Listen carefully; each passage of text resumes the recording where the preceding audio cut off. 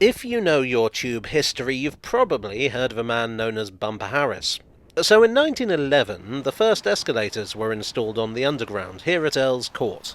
The story goes that Underground Electric Railways of London hired Bumper to ride up and down the escalators, which at that time were a relative novelty in London, in order to reassure people of their safety and ease of use.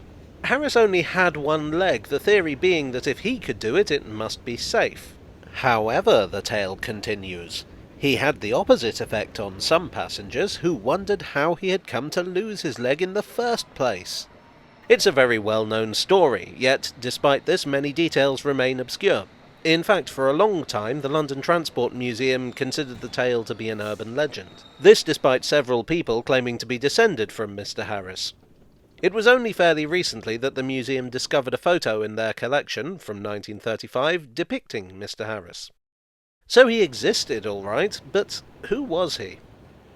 Well, it should be noted that much of what we know about him is anecdotal, and much of the anecdotal evidence comes from the statement of a gentleman identified only as Aaron, posting on the Going Underground blog in 2008. The rest is mostly snippets.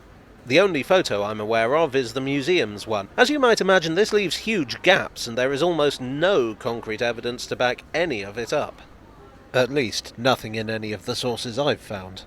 So, just be aware that that's what I'm working with here. Bumper Harris was born William Harris, year unknown, just outside Bristol. He joined an engineering firm in Salford at the age of 14, supposedly after having walked all the way from Bristol to Salford. Having walked all that way, he went into railway construction, so no one else would have to do the same. Well, no, that probably wasn't his motivation at all, but sometimes you just have to go for the story, you know? Eventually, he found himself working in London on one of Underground Electric Railways of London's new lines. Unfortunately, while working in the tunnel, he suffered a mishap. One of his co-workers, as a prank, decided to use the locomotive to nudge a spoil wagon at him. Harris was standing on the track in front of another wagon. He couldn't get out of the way in time, and his leg was crushed between the two wagons. It had to be amputated. I'm not exactly sure what the aim of his co-worker's prank was, but "you got agonizingly maimed, punked" isn't exactly laugh-out-loud stuff. I don't know, maybe the Edwardians had a more robust sense of humour. Maybe they maimed each other all the time and it was hilarious. UERL kept him on the payroll while he recovered, and after being fitted with an artificial leg, he went back to working on tunnels. His nickname came from the sound his prosthesis made against the rail, alerting other crew members to his approach. So the time frame is about right for Harris to still be working on the Underground in 1911, when his position in history came around. He was only employed in this capacity for a single day, and to be honest, I'd imagine he had better things to do than act as the underground equivalent of a carnival barker. Of course, it's also possible that he was simply there as a guest.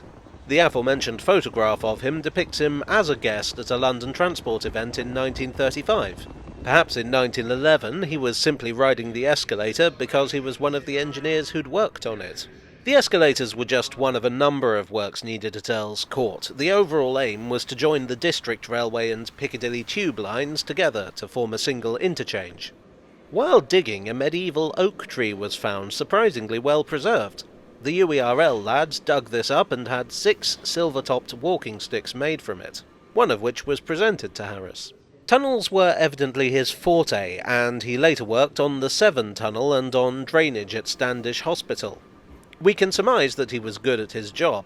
Firstly, because in a far less compassionate age, UERL preferred to retain him at full pay even while he couldn't work, rather than lose him. And secondly, because he was also a landlord, owning several houses at the time of his retirement. Obviously, he made a fair bit of money. He later retired to Stonehouse in Gloucestershire, where he went into cider making, and apparently specialised in a light, sparkling variety advertised as champagne cider.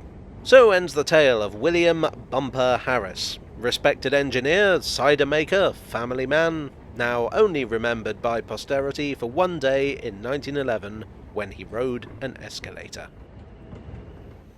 Well, I hope you enjoyed this unsung tale from the tube. If so, please do bump the like button and subscribe for more stories from transport history and elsewhere.